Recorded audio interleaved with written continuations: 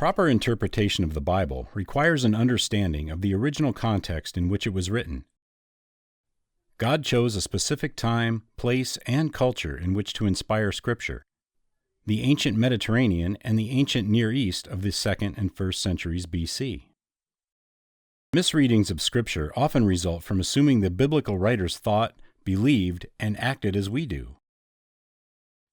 One of the starkest differences between modern and ancient people is our view of cosmology. The term cosmology refers to the way one understands the structure of the universe. The Israelites believed in a cosmology that was common among the ancient civilizations of the biblical world.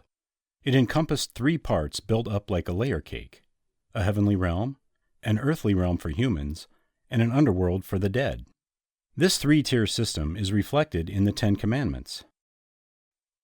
You shall not make for yourself a carved image or any likeness of anything that is in heaven above, or that is in the earth beneath, or that is in the water under the earth. While we understand that the earth is a sphere orbiting other objects in the void of space, the biblical writers thought of the earth as a flat disk atop vast waters.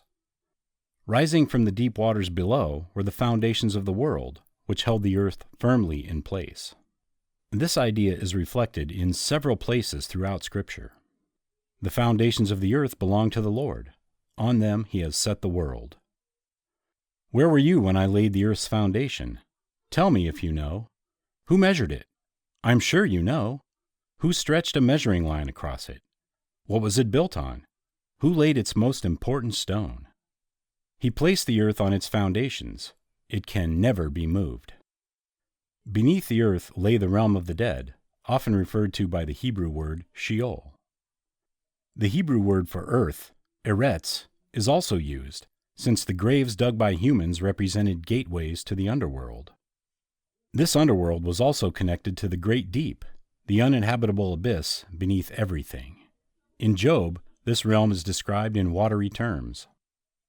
The dead tremble under the waters, and their inhabitants. Sheol is naked before God, and Abaddon has no covering. Jonah's description is perhaps the most vivid.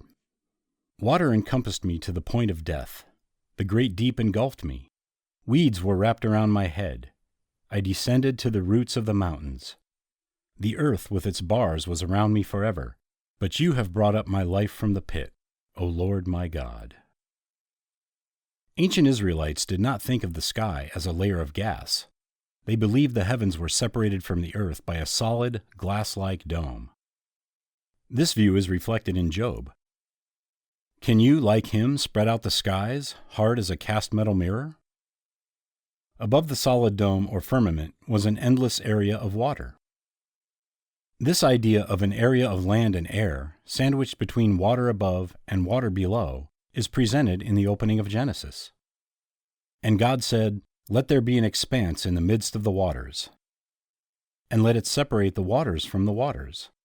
And God made the expanse and separated the waters that were under the expanse from the waters that were above the expanse. And it was so. And God called the expanse heaven.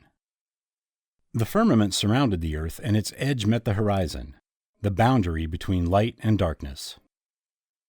It was supported by pillars or foundations thought to be the tops of mountains whose peaks appeared to touch the sky.